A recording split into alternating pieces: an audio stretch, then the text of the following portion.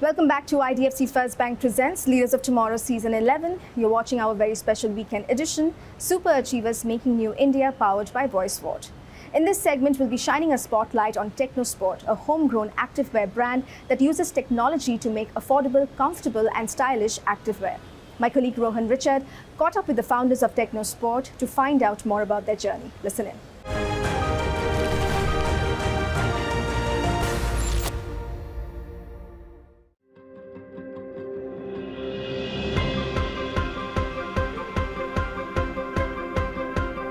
The athleisure market has witnessed significant growth in recent years. And Indian brand Technosport is on a mission to elevate India's activewear segment. Technosport is not just redefining the Indian activewear industry, but also going global by harnessing the power of Make in India, building a strong R&D culture and empowering businesses. Meet the visionaries behind Technosport, Sunil JhunJhunWala, co-founder and director, and Puspen Maity, CEO, in an exclusive chat as part of Super Achievers Making New India, powered by VoiceWard. Welcome to Super Achievers Making New India, powered by VoiceWard. It's a pleasure having you with us on the show, Puspen and Sunil. Pleasure having you here, Rohan. Welcome to Tirupur. Thank you so much. Welcome to Technosport. Thank you so much. Thank you. My first question to you, Sunil, is talk to us about the journey thus far. How has the journey of Technosport been thus far? And some of the challenges and milestones that you encountered in the 16-year-long journey. Well, we started in year 2007, and at that time, there were only a few international activewear brands in India, and there were a few domestic brands as well. But when we checked the products, the international brands were at a very superior level, and the Indian brands were much below that. So there was a big gap in the middle, and we thought that how to bring that comfort, that convenience, that performance to our consumers, and we wanted to fill up that gap, and then we decided to start Technosport. And when we started the first few years, it was quite difficult because, when we were sourcing fabrics from India and when we were making garments out of that, we were not able to deliver that comfort or that performance. And we were ourselves not finding it, comfortable to wear our products. So we realized that, there is something more to activewear than just the look and the feel. And then around year 2010, we started to source some fabrics from Taiwan and China. And once we started to do that, in Taiwan, we learned a lot about this technology. And when we started to use those fabrics, our consumers started to feel the difference. We were also starting to feel the difference. And, the brand was doing well. But then suddenly in year 2014, the dollar went from 50 to 60. And it became increasingly difficult to import the fabrics, And that's when we decided to start manufacturing the fabrics ourselves here in Tirupur. So since then, it took some time for us to perfect the technology, to understand the technology. And then last 4 years, we are growing 40% year on year.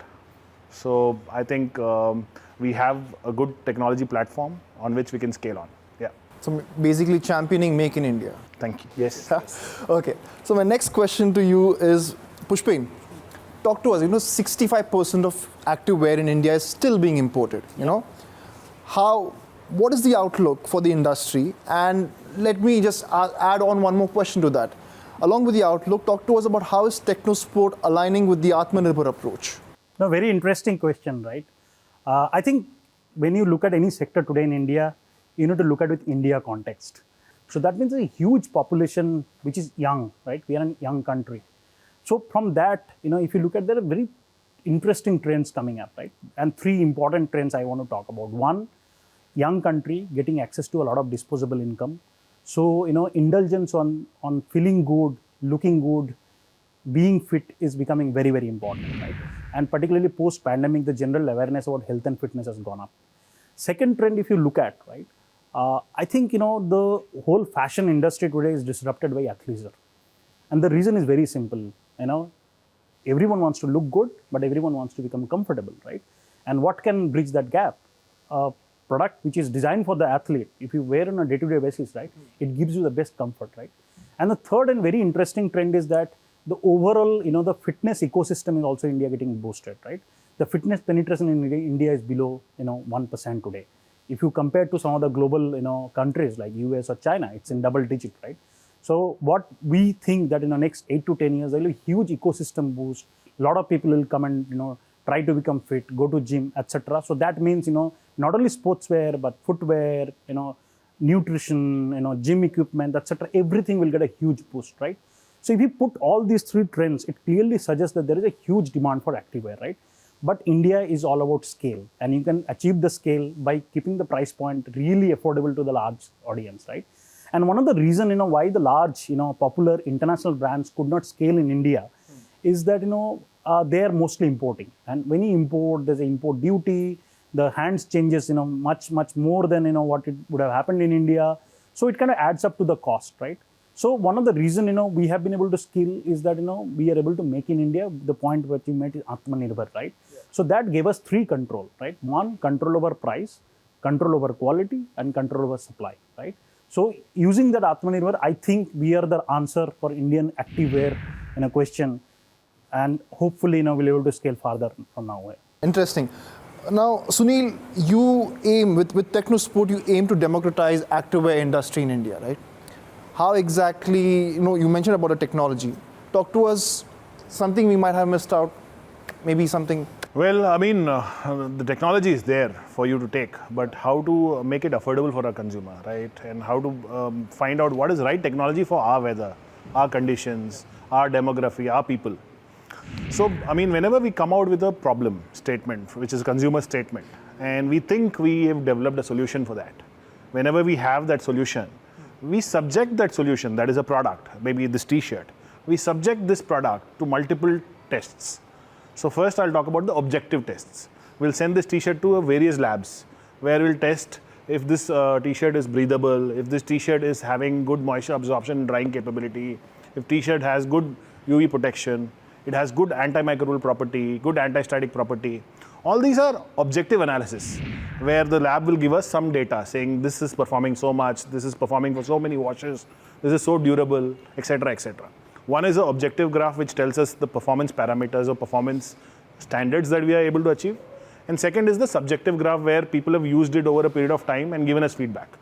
And when we compare both of these, we try to see if this technology is really actually making a difference to the consumer. And because we have a wide TG, a big population, a big manufacturing ability, we are able to do this solution at scale.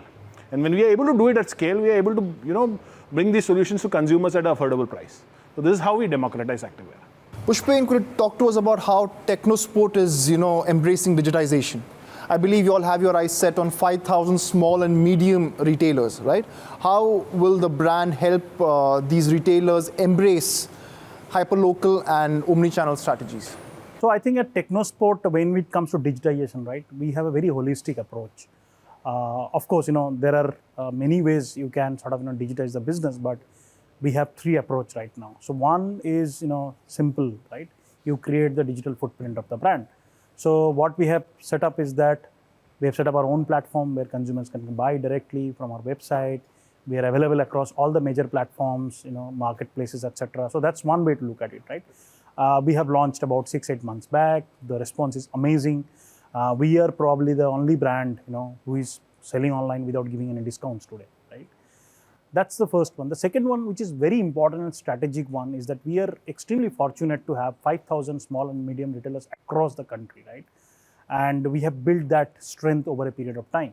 Now, when it comes to digitization, how do we empower them, enable them to leverage this digital technology to grow faster and thrive, right? And to do that, I think we are doing a bunch of initiatives. One, we are identifying those retailers, creating their digital identity, be it Facebook or Google, etc., creating micro market in advertising for them in that local area, which is hyperlocal you talked about, right? And to strengthen this initiative further, we are also launching a platform for them where they can seamlessly connect with the company, be it distributor, be it retailer. They have real-time access to the company, can look at what is available, can order. It's not just an ordering platform, it's more like a super app, right? Giving them access to our... Like a one-stop shop. Basically. Correct.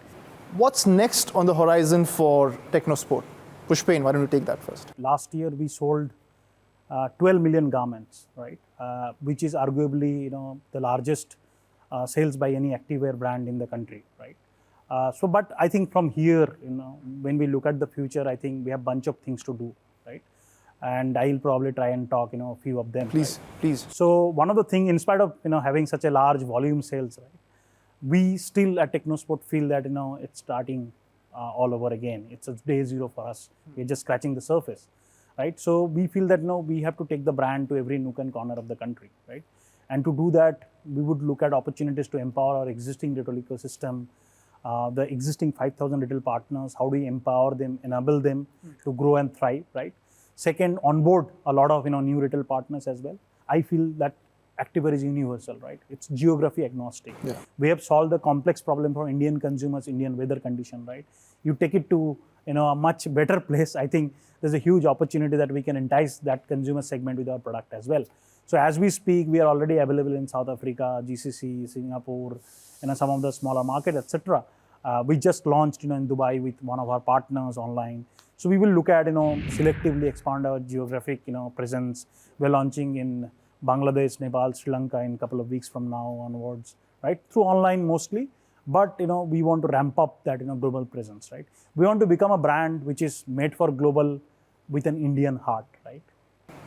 Made for global with an Indian heart. So Yes. basically, make in India for India and the world, Yes. right? Sunil. To fuel this journey, we are also investing very rapidly into technology upgradation, into automation, into Industry 4.0. We're building a mega factory in Perundurai, which is also a PLI approved factory, and aligning with the government's vision to make in India. And this factory is going to be the best activewear fabric factory in South Asia. So it's a huge mega factory, and I'll invite you to probably come and see it when it is done. But we are rapidly constructing it, and hopefully in this financial year it should be ready. So there's a lot of investment in backward integration, technology on the backward integration, and so much on the forward integration side as well. That's absolutely fantastic. I believe that the two of you all perfectly embody the show name, which is Super Achievers Making New India, right? Sky's the limit, guys, for Technosport, and I thank you all for your time. Pushpen, it was a pleasure meeting you. Thank you. Pleasure meeting having you Sunil. here. With that, it's a wrap on this edition of IDFC First Bank Presents Leaders of Tomorrow Season 11. We hope you enjoyed the conversations. Thank you for watching. Goodbye.